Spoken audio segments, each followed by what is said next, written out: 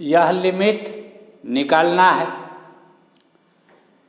इसको हम L मान लेते हैं।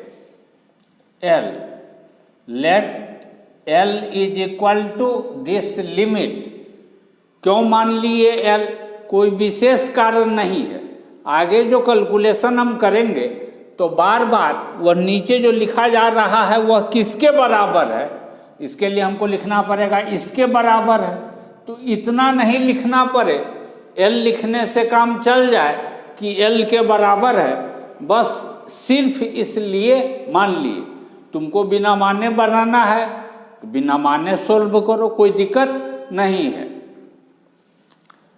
Late L is equal to this limit.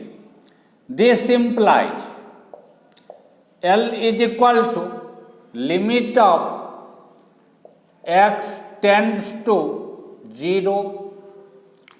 x 0 के काफी निकट है तो इस इंटरवल में तो है ही, और यदि इस इंटरवल में है तो इस फार्मूला का यूज करके log 1 + x को हम एक्सपेंड करके लिख सकते हैं। अब कुछ स्टूडेंट सोचेगा कि यहाँ पर बेस में ई है, यहाँ नहीं है। जहाँ नहीं है यहाँ अंडरस्टूड है कि बेस ई है, तब है यह एक्सपेंशन। तो इस फार्मूला का यूज करके इस न्यूमरेटर को एक्सपेंड करके क्या लिखेंगे? इस न्यूमरेटर को एक्सपेंड करके लिखेंगे x minus x² 2 plus x³ 3 minus x4 4 plus कहाँ तक? इन्फिनाइट टर्म तक, टू इन्फिनाइट टर्म। यहाँ पर कई बार टू इन्फिनिटी भी हम लिख देते हैं, तो इन्फिनिटी का मतलब इन्फिनिटी तक सो नहीं, इन्फिनाइट टर्म तक यह बात अंडरस्टूड रहता है। जगह नहीं रहता है टर्म लिखने का तो टू इन्फिनिटी लिख के छोड़ देते हैं कई बार। By x this implies L is equal to limit of x tends to 0।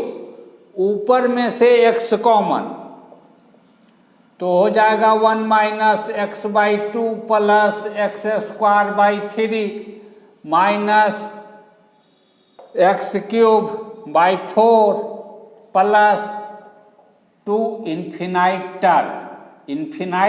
Term by x।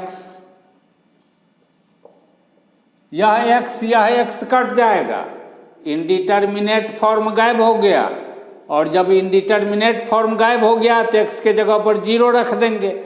x के जगह पर जब 0 रखेंगे तो क्या दिखाई पड़ेगा? L is equal to 1 minus 0 plus 0 minus 0 कहाँ तक? इन्फिनाइट टर्म तक, टू इन्फिनाइट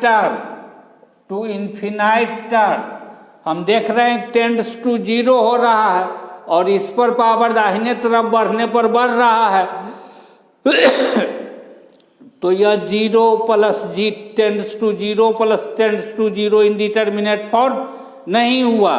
हम इसका वैल्यू इस सब का वैल्यू डायरेक्ट 0 लिख देंगे तो L इज इक्वल टू मिला 1, दैट इज इक्वल टू मिला 1, यानी इसका लिमिट यह लिमिट आया हमारा 1 हो गया।